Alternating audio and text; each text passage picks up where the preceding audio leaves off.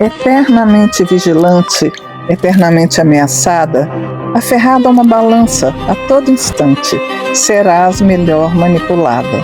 Pregada a uma constante impossível num universo de variáveis que te arrastam, serás doce e consumível, e no consumo adestrada, eternamente distraída pelo espelho que te mostra sempre a mulher errada, que lá mora ou atrás te espreita. Serás carne da nossa seita, onde o lucro não faz dieta e devora a tua autoestima com as sobras do teu planeta, para alimentar o desamor. E seja como for, eu te garanto e te condeno, não serás nunca suficientemente magra.